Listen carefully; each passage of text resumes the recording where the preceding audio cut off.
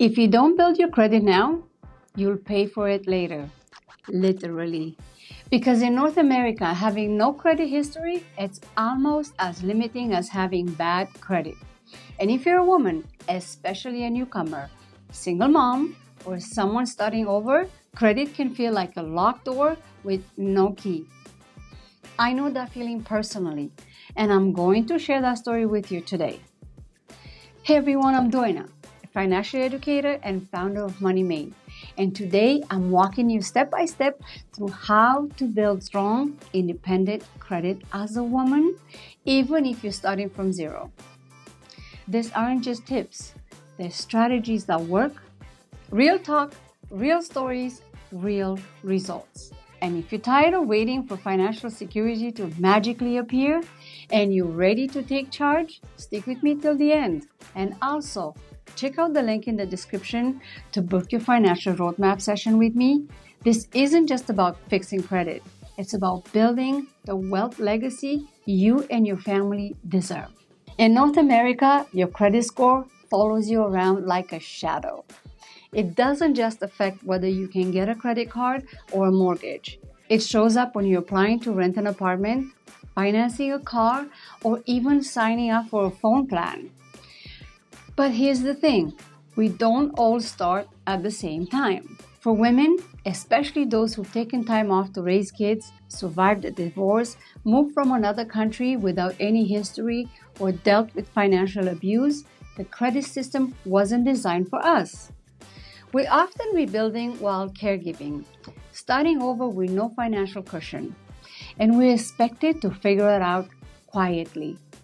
Credit is more than a number, it's access.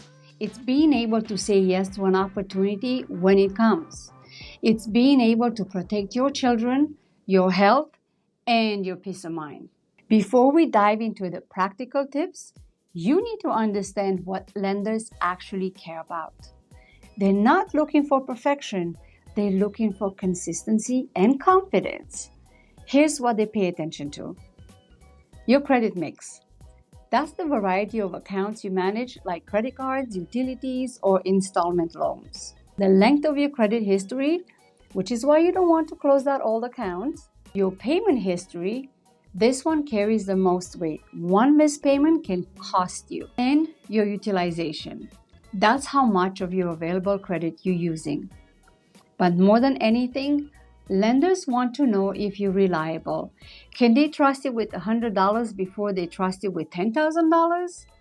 Now, let me show you exactly how to build that trust, even with no history, no cosigner, and no perfect situation. First, start with a secured credit card, but use a credit union instead of a big bank. I know most people will tell you, just get a secured credit card, and that's not wrong, but where you get that credit card really matters. Instead of going to one of the big 5 banks, I want you to check out your local credit unions. These are community-driven institutions that often have lower fees, higher approval rates, and a much more personalized approach to helping you build credit.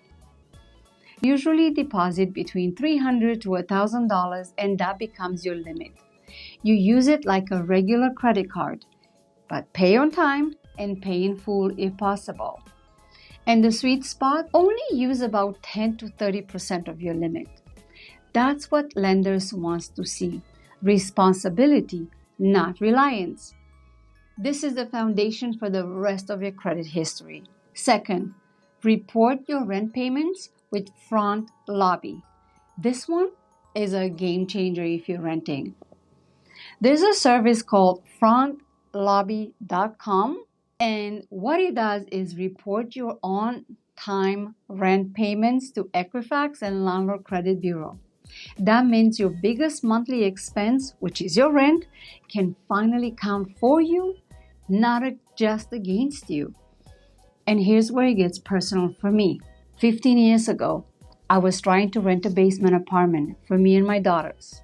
It was listed as a 2-bedroom, but really, it was a 1-bedroom and a closet. But the area mattered to me a lot. It had a really good school, and I wanted my daughters to have access to that. I was excited when I went to see the place. It wasn't glamorous, but it would have given us the stability that we were looking for.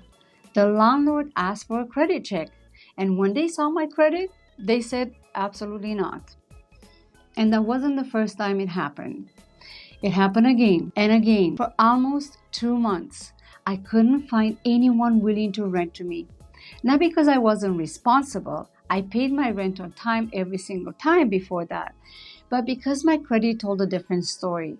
A story of financial struggle, survival, and circumstances that were outside my control. And then a woman stepped in. She was managing a building and saw something in me. She advocated for me to move in. She trusted me. That experience taught me something very important. Credit opens doors, but people open hearts. I don't want any other woman to go through what I did just to find a safe place for their child. So if you're renting right now, please look into front lobby. If your landlord says no, ask again. Share this video with them. You deserve to have your rent history work for you. Okay, next, become an authorized user with a safety agreement. This tip is powerful, especially for women in relationships or with adult children. You can ask someone with a good credit, a spouse, parent, a sibling, to add you as an authorized user on their credit card. You don't need to use the card or have access to it, but their good credit habits start showing up on your report. Here's the catch. You need boundaries. You need an agreement, because if they miss a payment or max it out, you take the hit too. So write it out. Yes, even if it's your husband, make it clear that this is to support your credit growth and that you won't be using the card yourself. This is financial self-advocacy, and it works. Next, build credit with a credit builder loan. No upfront money needed. Companies like Refresh Financial offer something really smart. They loan you money, but instead of giving it to you, they lock it into a savings account. You make payments towards that loan, and every payment gets reported to the credit bureaus. At the end of the loan term, you get that money back. You build credit and create a savings. It's like lifting weights. You're building muscles, but it's your financial strength. I love this strategy for women who are worried about using credit cards or want more structure in their credit building journey. Another thing you can do is use a store credit card, but set an auto pay rule. If you're shopping at a drugstore or grocery store or Canadian Tire, you're already spending money there. Why not turn that into a credit building opportunity? Cards, like their store credit cards, whether it's MasterCard or Visa, often approve people with no credit history. The key here is discipline. Set a small recurring charge like a subscription or vitamins and set it to autopay in full from your checking account. That way, you build your credit with no mental load and no risk of interest, because their interest is usually higher, so be careful here.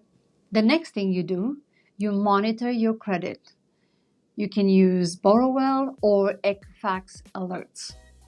Tracking your progress is essential. Sign up for a free Borrowell account or check in with Equifax. Then turn on alerts so you're notified if something changes, like new account opening, missed payments, or identity theft. This keeps you empowered. You're not just building credit, you're guarding your financial peace. Lastly, report your utility and phone bills. Did you know that your phone bill, your hydro bill, or your internet bill could help you build your credit? Some companies allow these bills to be reported to Equifax, but you need to ask or enroll through a third-party service. This is another place where the bills you already pay as a woman running a household can be turned into a credit building opportunity. Now that you know how to build credit, I need to talk about the traps, especially the ones that smart, responsible women fall into all the time. These are mistakes I've seen again and again, not because we're careless, but because no one ever taught us what not to do. Okay, let's break them down. Mistake number one, co-signing for others out of guilt or pressure. This one's especially tricky. As women, we're often the caregivers, the fixers, the ones people lean on. So when someone we love, maybe a partner, a sibling, or even our adult child, asks us to co-sign a loan or phone plan, it feels like the loving thing to do. Am I right? But if they default, it is your credit that suffers. Co-signing means you're legally responsible for that debt, even if they ghost you, even if the relationship changes. I'm not saying don't ever do it, but think of co-signing like a marriage. You tying your financial reputation to theirs. Ask yourself this. If they couldn't qualify on their own, what's the reason? And are you okay being financially on the hook? Mistake number two, closing all credit accounts. I know the instinct. You paid off a credit card and you never want to see it again. So you close it, thinking you're doing the right thing. But here's the truth. Length of credit history makes up to about 15% of your credit score. The longer you've had an account open, the more stable you look to lenders. So instead of closing that account, consider keeping it open with a small monthly charge, like a gym subscription or your internet plan, and set up autopay to clear it each month. That way, you preserve your credit history and build a consistent payment pattern, all without touching the card. Mistake number three, avoiding credit out of fear. Now this one is deeply personal.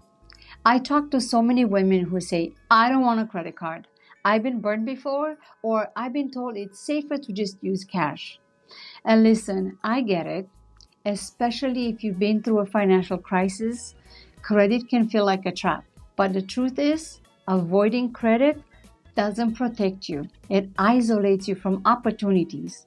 It puts you in a position where someone else's credit, or worse, judgment, can decide whether you can get a job, that apartment, that car loan. So instead of fear, I want you to build confidence. You are not your past. You are not your score. You are learning and leading. Credit is a tool, and it's one we as women deserve to understand and use to our advantage. Okay, let's take a step back and look at the bigger picture for a moment. Did you know that in North America, women still earn about 80 cents for every dollar a man earns? And that number drops even more for racialized women and newcomers. Now add to that the fact that women live longer, are more likely to take career breaks for caregiving, are more likely to carry student debt into their 40s, and are often the ones rebuilding after a divorce or separation. The result, a financial system that wasn't built for us. And that's why I'm so passionate about helping women build credit. Because credit is leverage. Is the difference between taking out a 5% car loan or a 12% one. Is the difference between renting in a good school district or not.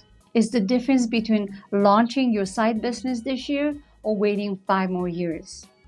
When women have access to credit on our own terms, we build safety and security. And we pass that on to our kids, especially our daughters. That's what the Money Made movement is about, and it's what your financial roadmap session is designed to unlock. All right, let's talk about what you can do today to take charge of your credit journey. No more overwhelm, no more confusion, just 3 clear steps. Okay, are you ready? All right, step 1.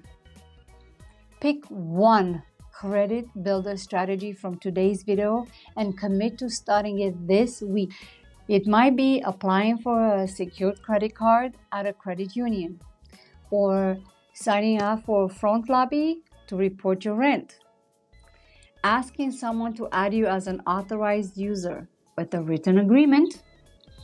Pick just one and take that next step. You don't have to do everything at once. Step 2, check your credit report for free. Go to Borrowwell or Equifax, go to their websites, and see what's showing up under your name. If there are errors, start the dispute process. If it's blank, don't panic. Again, that just means it's time to fill in the story. Step 3, book your personalized financial roadmap session with me. If you're ready to stop guessing and start building wealth with intention, this session is for you.